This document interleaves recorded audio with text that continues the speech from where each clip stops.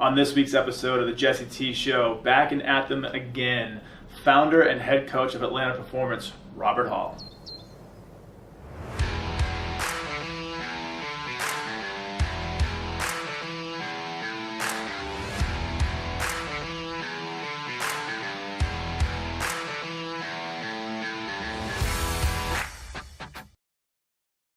Thanks for having me again, buddy. Yeah, man. Great to see you. Great to see you. Yeah, so lots been going on the last few months. World's changing. Some things stay the same.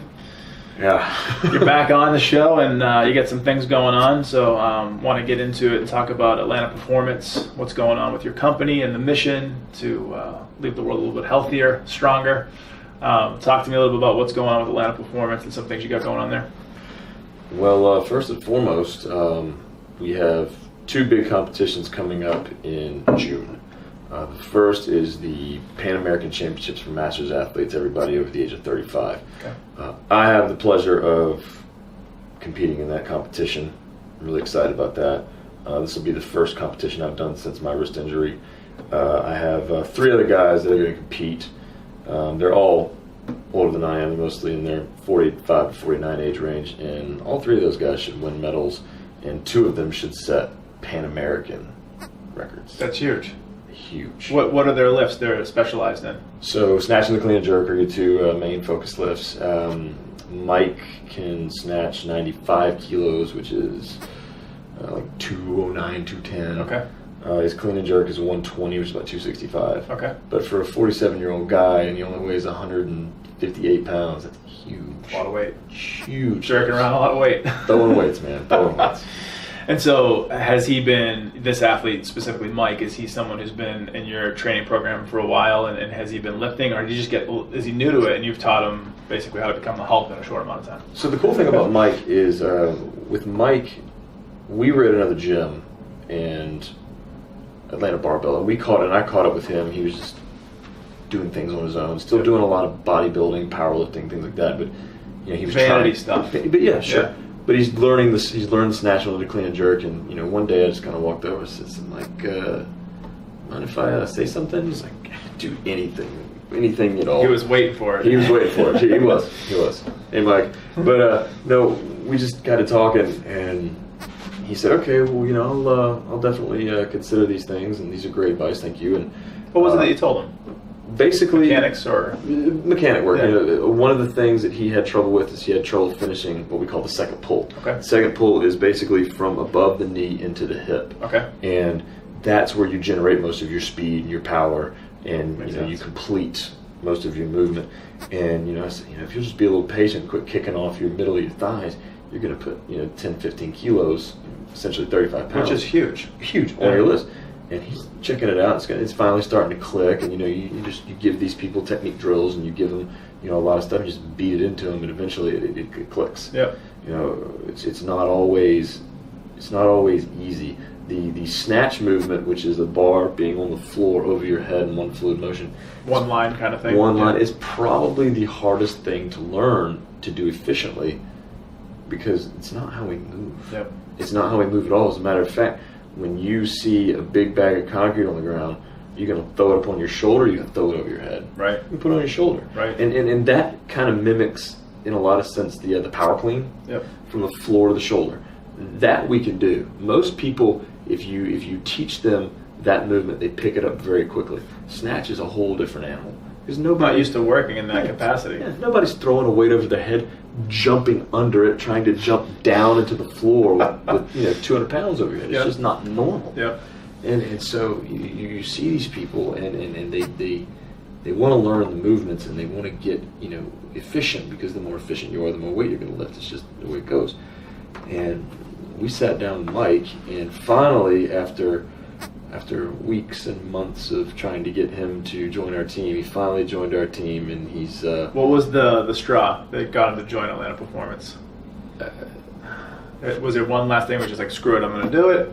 I think he finally just, got the itch to compete. Okay. I think things were going differently in his life. He's a successful businessman himself. He has one of the coolest businesses I've ever heard of. So he owns a company called Revolutions Environmental. Okay. And he does environmental recycling, like What does that mean for the audience? So basically, one of the things that he does is he takes used motor oil. Okay. He cleans it and refines it, and it turns it back into usable motor oil. Wow. It's unreal. Yeah. I went to his plant. His plant's out in, I think it's in Avondale. Okay. Oh man, it's nuts. It's Does wild. he do anything with tires? Because I know that's a big issue. You know, I think tires. honestly, I think that's the next avenue he's looking into is tires, polyurethane, and things like that. Because we made a joke the other day. One of the plates broke. One of our weather plates. And a plate broke? Yeah. So I've never heard of this. So they're not metal. Yeah. These are like just rubber weights or polyurethane weights, and right around the ring of the collar, they just snap. Okay. They get dropped too many times, they snap. I didn't know that was possible. Yeah, it sucks because they're expensive. And so one of them breaks, and I'm looking at it, take it off the bar, and I'm like, "Hey, Mike, recycle." And then you could see light bulb just flash in his face, like, "Whoa, there's got to be a way to do this." Yeah, there's a way to do this. There's a way to do this. So hopefully, he'll be able to use just a joke to expand his business. I mean, I think that's one of the geniuses of being your own boss and being in your own industry, is that these happy accidents, as Bob Ross used to put them, can make you a millionaire. Could be the spark for a whole new idea. It's unbelievable. New launch, new product. Sure. So is this his first competition that he's getting into? No, he did. So he competed in 2018. Okay. Just on a whim, and he did well. And then he didn't compete again for a whole year. Okay. Just nope, not anything. So then we went to the Arnold Schwarzenegger Classic, the Arnold Sports Festival in Columbus, Ohio. And Mike won 3 gold medals, and he made all 3 Masters American records in his age and weight division. So now he's hooked. Yeah. And it's great for me because he's a dear friend and he's a mentor to me. And he's the one that gives me all the books to read. Yep. He's like, read Rich Dad Poor Dad, read the last the Richest Man Battle. Read these books; they're good for you. They'll help you along your way. They helped him, and so now I think that's actually, not to cut you off, that's a really unique way of doing things, because there's 2 things I've learned in my life, and if you learn and you grow from reading, and there's a book that inspires you, one of the best gifts you can give is give that book to somebody else. And just have them, whatever they glean from it, great, but at least you're giving them that. And then the second thing is cooking. If you can cook with somebody or teach them how to cook. My buddy, he travels the world, and when he goes places, he goes to cooking classes on purpose, and he'll take a piece of that culture back. That's great. And then he'll have people come over and he'll cook them a Mediterranean dish or an Italian dish. It's a great way to be. Oh, I love to cook. Yeah, it's great. My mother instilled that in me at a very young age. Son, you need to know how to cook. One day you're going to be on your own. You know how to cook. Yeah. Okay. There's that too. There's sustenance. There's being alive and having to eat. So that's outside of the artsy fartsy side of culinary, whatever. I mean, who wants to eat McDonald's every day? Yeah. Yeah. There's some people that might. McDonald's. There's some people that might. So getting back to this competition coming up, you have some other athletes going with you? Yes. Okay. So we have a guy named Maurice who is I think, I can't remember. We've been talking about weight classes, and he's either going to go down a weight class or up a weight class. And you got Mike. I'm going to compete. Awesome. And I've got one guy's on the fence. We'll try to get him to go. And then we have a lady who she will do very, very well. She will probably win the whole thing, and she'll probably set world records. Really? Yes. So let's back up a second here. So you're going to compete, and I know you just you're working through an injury right now, like a lot of us, different injuries. So what are your things that you're focusing on when you get down there? Do you have a certain movement that you excel at? Are you good at all of them? And then what is your goal for going down there? So of the 2 lifts, I am much better at snatch. It's a much more explosive, powerful movement, and I'm quick enough to move under the bar and kind of just do what I'm supposed to do. With the clean and jerk, it's a little more brute strength. Okay. Unfortunately, with the injury I sustained, it's very hard for me to front rack the bar. I can get the bar over my head, and it hurts for a second, but when you've got to grind out of the bottom of a clean with this bar sitting in the rack position, and then you got to put the damn thing over your head, it's just like, but we're training through it. You got to work around your injuries. Did you injure it doing some lifting? So I had 150 kilos on a bar. Which is how much for the 330 pounds. Okay, that's a lot of weight. It was a lot of weight, and I'm sitting there with the bar on my shoulders, and I just got off balance and it spit me out, which means you're falling backwards. And you want to throw it. And I threw the bar, I put my hand down, And when I put my hand out, all the weight in my body just kind of went into here, and we heard a little bit of a click. And it's the bone's the lunate. It sits right there in the middle of your hand, and it articulates with the radius and the ulna. So I mean, it's one of the carpal bones, and it's in the carpal tunnel. Responsible for a lot of them. And it's responsible for flexion, extension, lateral flexion. Oh, it hurts like hell. Not the one you want to injure. Not the one you want to injure. Being a power lifter. No. So, so with the sport of weightlifting, there's just so much full body movement, and everything is very fine tuned, and when one little thing is out of the way, it sucks. And that's why, I'm always telling my athletes, go to the chiropractor, go to the chiropractor, go to the chiropractor. Go see your PT, go see Lauren, go see Dr. Scott, go see everybody. Just go see them. They take care of us for a reason. And it doesn't stop, though. I mean, we both train in different regimens and different things, but at the end of the day, if you're committed and you're disciplined, this is what it comes down to, is discipline. It's training around your injuries. Absolutely. So and it's hard to do that. Yeah, it is. And for me, I had a couple calf injuries this year, but I didn't stop moving. I didn't stop training. My nutrition didn't slack. I didn't stop focusing on other things. I mean, you just have to find creative ways sometimes. If you can't jump rope, go for a run. If you can't run, get on the bike. If you can't bike, I don't know, do some burpees if that still works. I don't know, right? So and all the hard work that you've put in. I mean, that's what we did a conversation, 6 months ago? Yeah. You look phenomenal, by the way. Appreciate it. Great, buddy. So, thanks. All the hard work paying off. Yeah, appreciate it. So for you though, for your injury, where are you at now? I think you're at the end of a 6 to 8 week rehab. Or? So I'm at the injury was the week before the meet, so like the end of February. Okay. And we're at the end of April now. Yep. So we're about seven and a half weeks into recovery. I've been working with a really great doctor down in Florida. Okay. He's with the International Weightlifting Federation. He's phenomenal. I've known him since I was a kid, and great contact to have. Great contact to have. Oh, phenomenal. He only does like hands and feet. That's his specialty. Yep. And so he's like, well, we don't need to go to surgery, but just kind of keep doing what we're doing. And then after this competition in Florida, since you're in Orlando, you just come straight down to me. Yep. Drive 2 more hours. You're at my shop, and we'll take a look at you. And if we've got to open you up, we'll open you up. Yeah. But this is going to be the last competition I do for the year, just because I've been doing weightlifting for 20 years, and it's finally starting to. Hey, you're 36. You should slow down a little, and that's impossible for me to do. I'm so stubborn. I'm an August baby.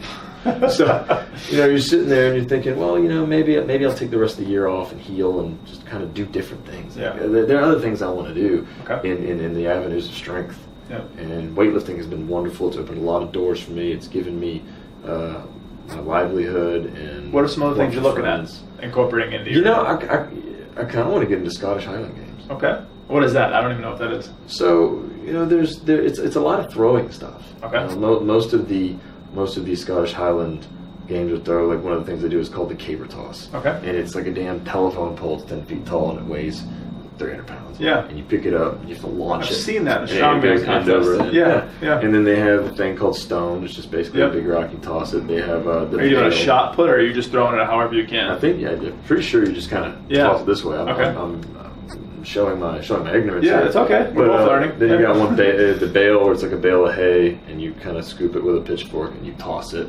Wow. It just. Do they have those locally, or do you have to travel for those? I think they have them locally. Yeah. They have like Scottish like Highland festivals and things like that. Okay. And the games are part. It's like a thing. It's like something that comes through town maybe, or there's like a set time of year, once a year. Sure. Okay. But I saw it as a kid, and I was like, that looks fun. And then I have a friend who owns a gym in Brazelton.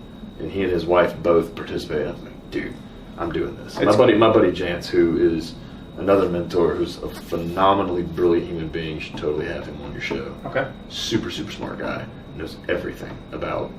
I know I'm playing him up a little too much here, and he'd be embarrassed if he sees this. But the guy's brilliant. I mean, know the way broadly. So brilliant. Yeah. Knows such a broad, array of topics that involve the body and mechanics and movement and all things strength. So, but before that, we're about, 5 weeks out? We're about 5 weeks out. And that's going to be the Pan Ams for you down in Orlando? Yes, that's going to be June. I compete June 2nd. June 2nd, okay. Is there going to be telecasts or broadcast of this anywhere? We are hoping there will be a live stream. Okay. If there is, we'll definitely link it when this airs. Yep. And perfect. Yeah, but it's good. I'm really hoping, I'm one of these people that I'll do whatever it takes. Yeah. You know, I'm a whatever it takes Adapt or die. Yeah, adapt or die. I had a broken wrist. I had a broken wrist at the damn Arnold, and won 3 silver medals. Made 5 out of 6 lifts, and everything hurt. What was driving you? What was driving me? Just It's impressive. It's what I love to do. You know, I'm not going to let anybody take something away from me. What's your mindset? Like, what are some things you're doing to sharpen your mind or hone in, or maybe get into the flow state when you're training and have it an issue, a serious, real thing, not just like a mental block, but like you're physically injured. Yeah. And the structure of your body at that point doesn't necessarily want to take the load that it's used to, but somehow you find a way to not only show up, but you place. You place on a high level in 3 different metals.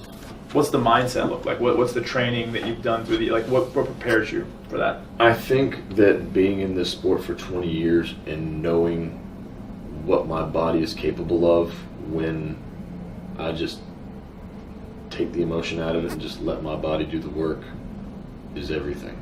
Because,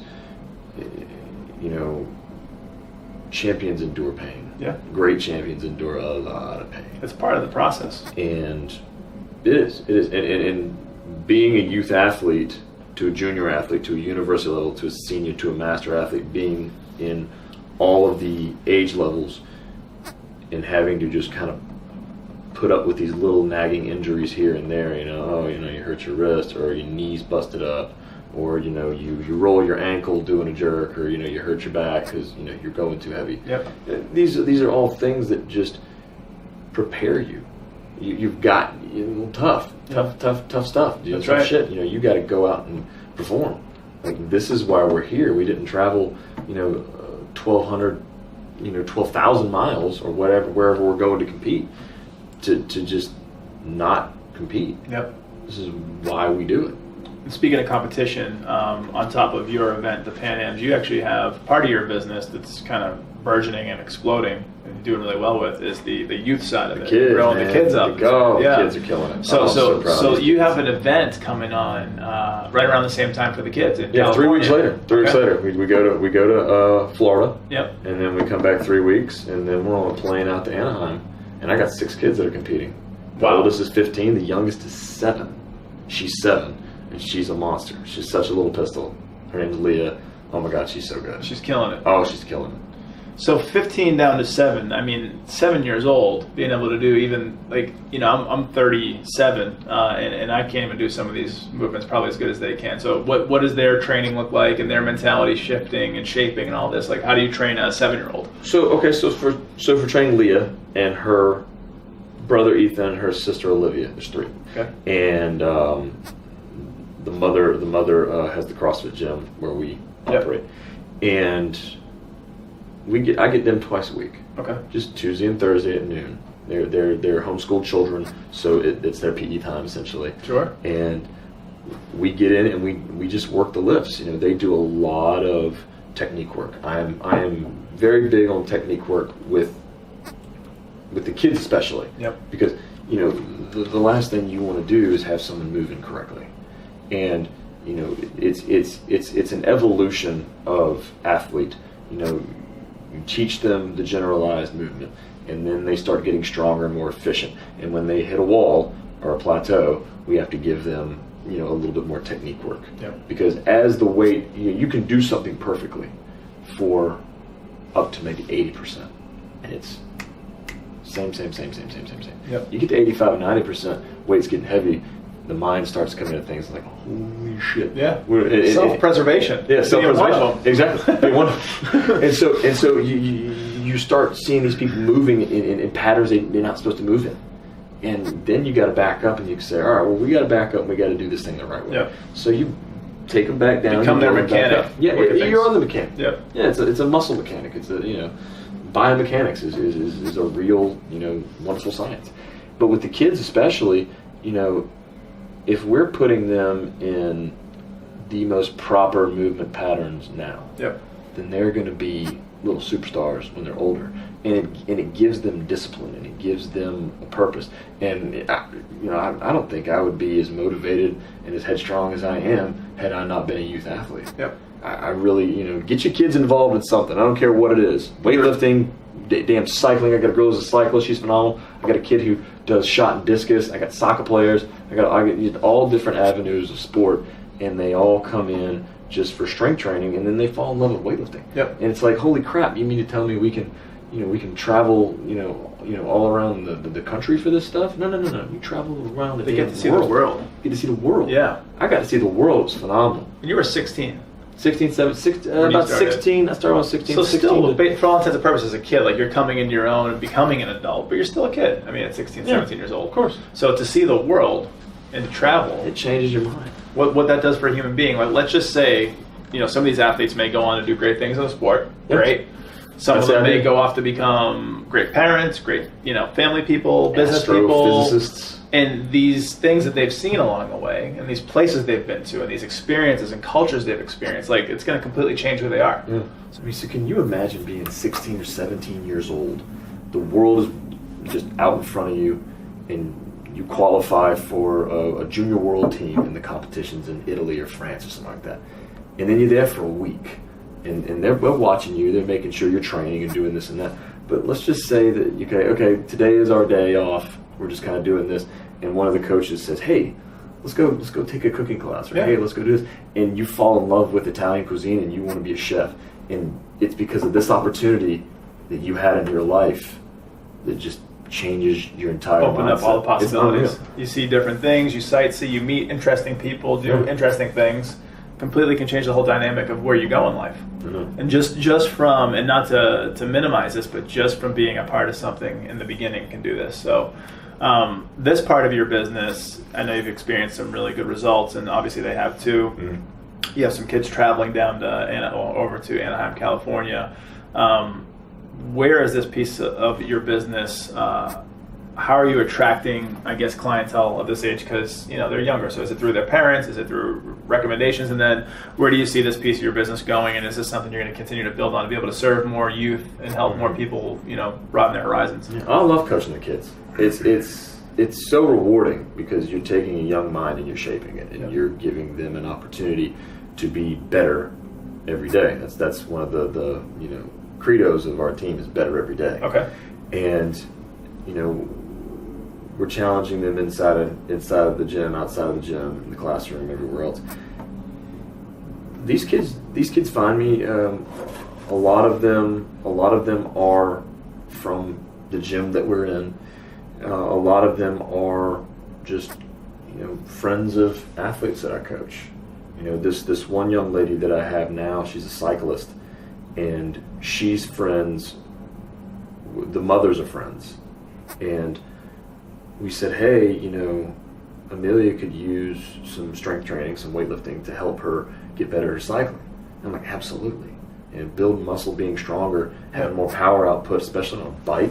Yeah. Big time. Endurance. It's an aerobic activity. Yep. But who's to say that an anaerobic activity like weightlifting, like Olympic style weightlifting, can't help her be a better athlete? And she's on the podium. She's second, third, fourth, fifth. And now she's topping the podium. We've only been doing this for 2 months. Yep. And she's remarkable. I could see where And that she would be worked huge. her little behind off. Yeah. And she believes in the process. And that's the best thing about the kids is that when they see that they are making gains in strength and self-confidence, they start to trust in that process. Yep. And that's the hardest thing to do is to get somebody to trust in a process, because we're adults. Do you want to listen to me about something that you know about already? Why? Me personally, I'm a student at heart, so maybe you have a different take on it, but I see where you're going with that. So, you've got some people who just think that they know. Yeah. But they don't. They stop learning. They don't want to learn, and I think you can't stop learning. Yeah, no, you can't. And for people that are taking up a new hobby, it's important to see those small victories and see them kind of soon. Whether it's better form than the last day, whether it's maybe a slightly heavier weight, whether it's you didn't get fatigued sooner than you would have. Maybe it's a piece of knowledge you picked up that you didn't have before, like nutrition or sleeping or some sort of biohacking tip that you picked up. I mean, there's so much that goes with it that it should potentially accelerate your ability to get better. Right. And I think that teaching kids and putting them in a foundation where they have structure, they have something to shoot for. I mean, that's kind of a lost art anymore. Kids are kind of just wandering through life. And I mean, this in more ways than one gives them a ton of structure. It's terrible. Yeah. I mean, you're a dad. You know how it is Yeah. to implement and to teach. For sure. Yeah.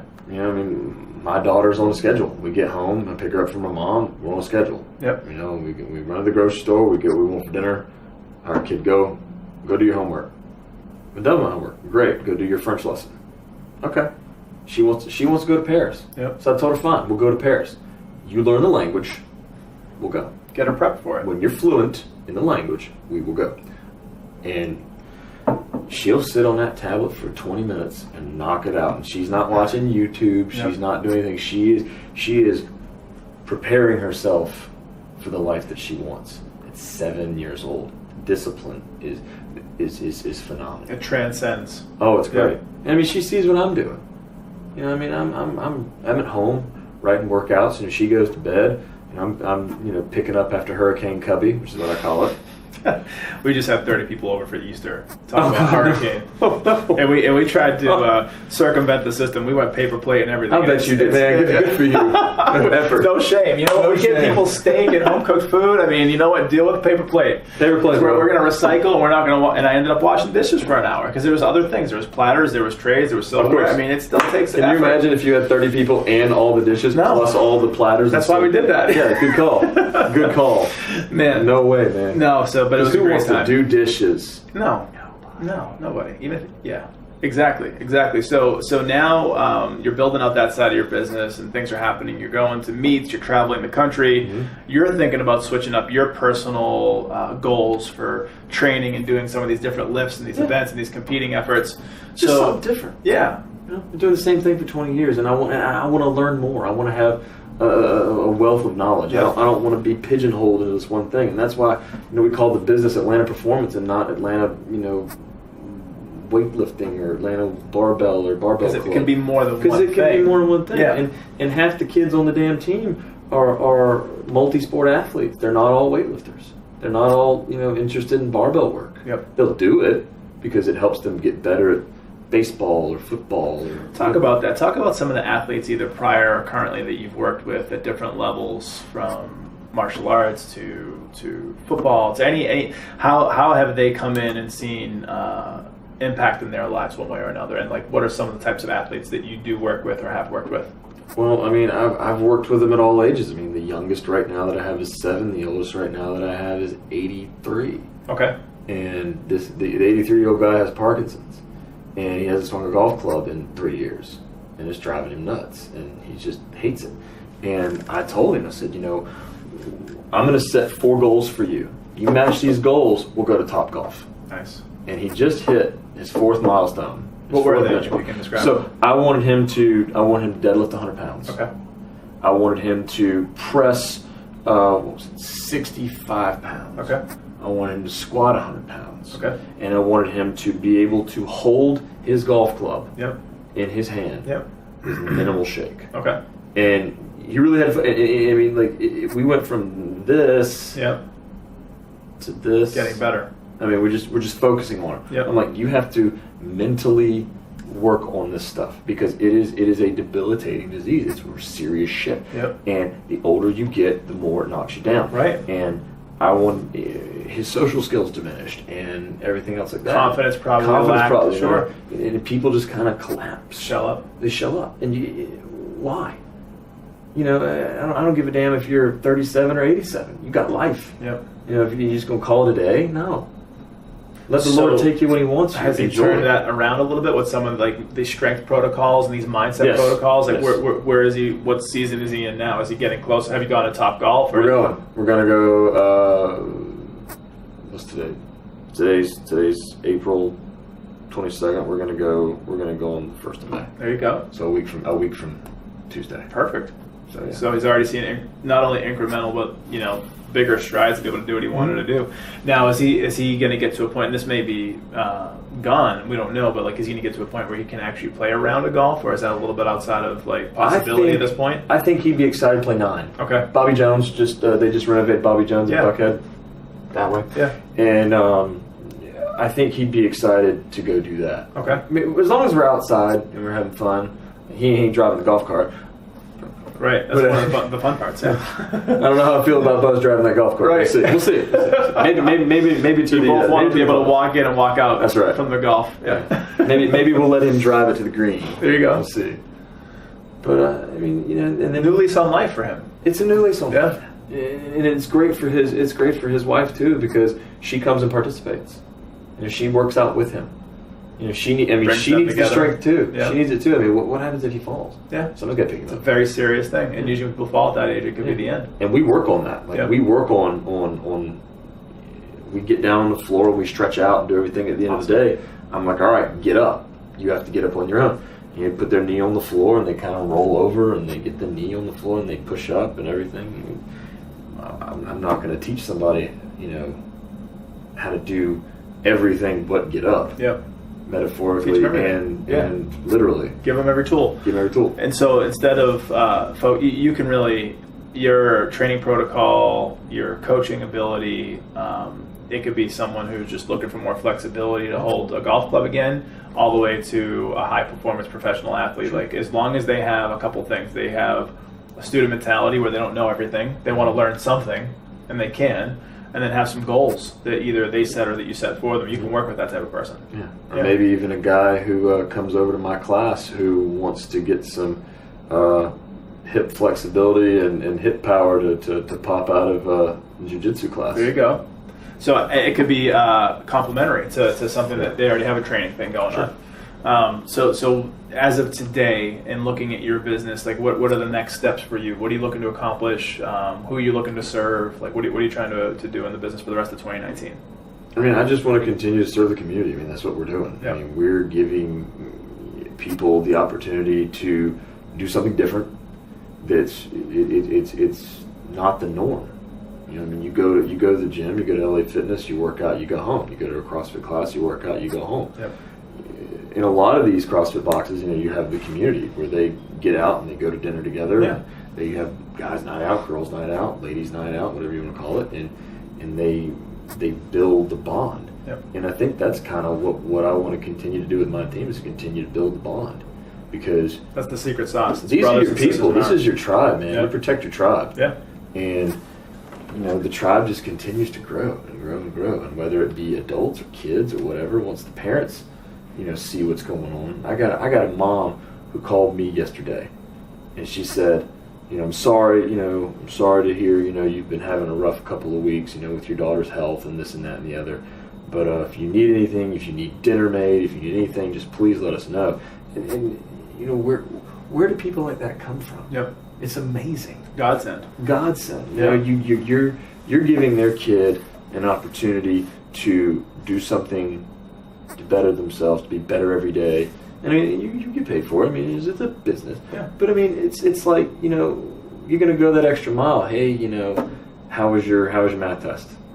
I want to know what my kids, are doing outside the gym. Yep. Because, that's the kind of person I am. Forget about the kind of coach I am. It's the kind of person I am. I'm going to be seeing these kids for most of their lives. Most of my athletes, especially the young ones, they'll be doing weightlifting for 10 or 15, maybe even 20 years. I mean, I'm 20 years into the sport, and every once in a while I'll talk to my coach. Every once in a while he'll give me a yell just to make sure that this is healing properly. Yep. And it's like, oh, you're going to compete? Of course. I'm ready to go. Lifelong bonds. Yeah, lifelong bonds. These are people, I've got friends that I've known in the sport for years, and it's wonderful. We actually started a business that I'd love to talk about. My friend Cheryl Hayworth, who I talked about on the last Big powerlifter, right? weightlifter, Strong. big weightlifter. Yeah. And she was an Olympian, bronze medalist at the 2000 Olympics. Yeah. Phenomenal, just wonderful person, good athlete, great athlete. And our friend Aisha, who runs the Garage CrossFit in Woodstock, we just came up with the idea that we wanted to see weightlifters get paid, and How novel is that? how novel is that? So a lot of the elite weightlifters are being paid, and they're being paid very well. Yep. Which is a huge step in the right direction for the sport in our country, because when I was coming up, if you were the top junior weightlifter, which I had the opportunity to be for a little bit, you got a couple of $100 a month, and that was it. Nothing. Barely even a stipend. Yeah. And I mean, when you're 18, 19 years old, that's fantastic. But when you're 25, 26, that ain't shit. Yeah. So, now there's an opportunity to do this thing, and we called it Barbell Collective because we have 3 teams, and the last thing we want to do is just shove a name together. Sure. With Atlanta Performance, Hayworth Weightlifting, and Garage Strength. How are we going to make a name out of those 3? Yep. We're a collective. Let's call ourselves Barbell Collective, and let's host 3 competitions next year, and the winner does, everybody competes in all 3 competitions, and they accrue points. It's like a point system. Yep. And whoever has the most points win, let's just throw out an arbitrary number, let's call it $1,000. Yep. If we get enough people to compete, then we can maybe give $1,000 to a male and a female best lifter. If we can get a ton of people, maybe we can give away $2,000. I don't know. I mean, I want to give people a chance to not only do what they love to do, but make a little money. Why not? Incentivize them more. And give them, some money back in their pocket, because it costs a ton of money to go to these meets and travel. It's expensive for the nutrition and for the training and for coaching. I mean, that stuff's not free. I mean, every time I go out of town, it's $1,000 or more. Yeah. That's food. That's lodging. That's transportation. Plane tickets expensive. Yeah, $1,000 is pretty much on the cheap Delta. these days. Yeah, Delta. We love to fly and it shows. Man, that's huge to be able to give back to something that you're ingrained in, that you love to do. And it's something that I can do. I mean, it's not something that, I have to be, voted into. Yep. I mean, politics, I don't really care for politics. I mean, there are people that love the political side of it all, and let them have it. Best of luck to them. Stay in your lane. But this is my lane. This is what I know I can do, and this is what I'm good at. You can impact there. For sure. So, I know it's been a few months since we got together. What have you been doing outside of work and outside of business? You've been doing any books, reading anything? Just reading books. Yeah. I had a biochem professor at Life, one of the nicest guys you'll ever know in your life, and one of the best pieces of advice he ever gave me was never be without something to read. Okay. Never be without something to read. Whether it's on your phone, you have a newspaper in your hand, you got a book. I got 4 books in my car right now that I just need to. What are they? What are they for? So right now we've got the Daily Stoic, yep. which that's just something you read every day just to look over in the morning. Get like your meditations, in a sense, like ways to think about things. Yeah. Lots of Marcus Aurelius quotes. Yeah. Great stuff. And we've got which I just finished this one. This is The Richest Man in Babylon. Yep. That's an interesting little book. Expand on that one a little bit. So it's just life tips, financial tips. You have a little parable, and then it gives a lesson at the end. Like pay yourself first. Pay yourself first. Always have a backup plan. Make sure that you are providing. If you're going to provide for others, make sure you have it in abundance. Yep. I mean, but then there's other things. And then we're going to start. I'm going to start Rich Dad Poor Dad. Great book. That's a great book. My buddy Mike, who we was talking about earlier, he just gives me books to read every once in a while. He's like, "Hey man, I bought you a book. Hey man, I bought you a book. Go read this book." One of the best things you could do for somebody, like we were talking about before we jumped on air, with 2 things that I believe in is giving a book that's impacted me, and if it impacts, teach them that, or bring back some new cooking technique and share it with them in the form of community, and eat with them, cook with them, and reading a book is one of the best ways to pass on that knowledge. The 2 finest gifts you can give someone: teaching them a skill, giving them a book. Yeah, I agree. What are the other 2 books that you have in your environment? Again, we had Daily Stoic. We had Richest Man in Babylon. Yep. Help me out here. Rich Dad Poor Dad. Yep. And then I've got a book on Leonardo da Vinci. Oh, sweet! It's just one of the greatest inventors ever. Yeah, it's just one of those artists. I was in a Goodwill shop, just randomly walking around. I had 20 minutes to kill. There's a Goodwill over there, so I walked in, and they had bookshelves, and they had all these like Time Life volumes. Yeah. Of someone traded in their dust collection. Yeah. great artists over time, and you had them broken down into Renaissance. And I got a book on Matisse. I got a book on Auguste Rodin, the guy that did The Thinker, and just they're just books. It's just stuff to read, to know. I mean, to unless you crack it in, like you get in there, like versus if it just sits on the shelf, of course it doesn't mean anything. But then when you open it up, it could change your life. Sure. And you think about somebody like Da Vinci.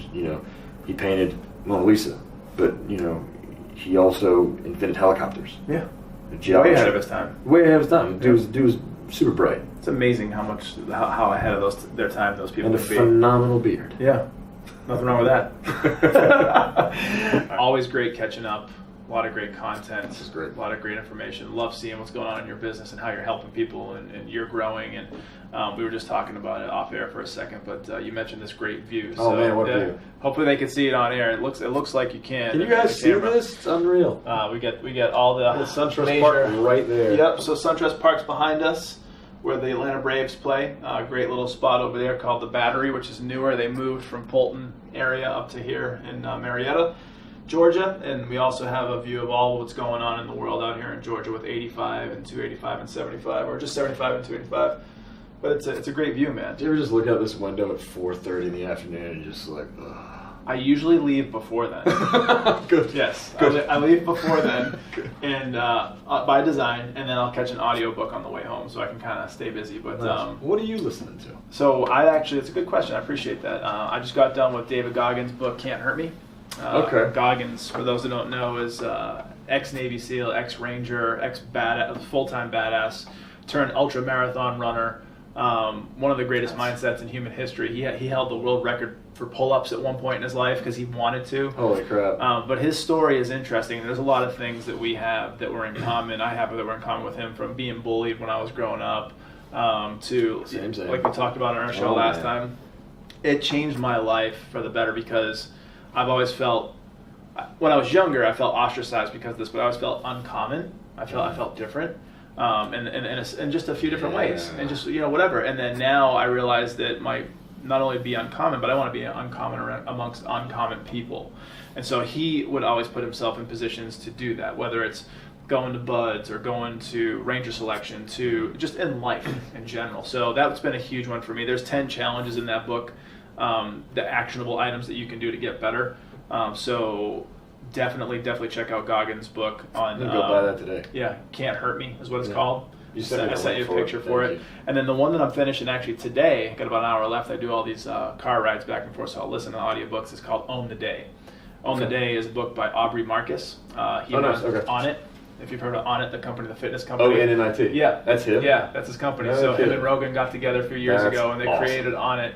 Or Joe Rogan came in as a partner at one point. But Aubrey's book is amazing because it takes you from what you do when you first wake up all the way until going to sleep. And they're talking about hydration, nutrition, sex, relationships, playing, like all these things you can do in the course of your day that will help you live a much better life. And to live a great life, you have to live a great day. True. And then again, another day and another day, and stack all these days. So for me, it just becomes repetition, man. Greatness is repetition. And you're never going to have the perfect day, but if you can be happy with what you've done and what you've left the world with, I mean, that's being grateful, like you talked about. So always a pleasure, man. Anything you want to give back to the people in terms of any thoughts or how they can connect with you or anything like that? Well, if you guys want to connect with me, we have a website. It's Atlanta-performance.com. We're on Instagram at Atlanta Performance. That's the easiest way to get a hold of us. AtlantaPerformance@gmail.com. There's a form you can fill out on our webpage if you want to find out about weightlifting or you want to find out about sports performance. We're a one-stop shop for all this, and that's really it. I think my go-home message is life's great if you want it to be. Life's shit if you want it to be. Yep. So why not just make it great, you guys? Own the day. Own the damn day. Memento mori. Always a great memento mori. That's it. Yeah, love it. For those that don't know, live your best life today. You're not guaranteed. So memento mori. He's Robert Hall, founder, head coach, Atlanta Performance. I'm Jesse T. Until next time, take care.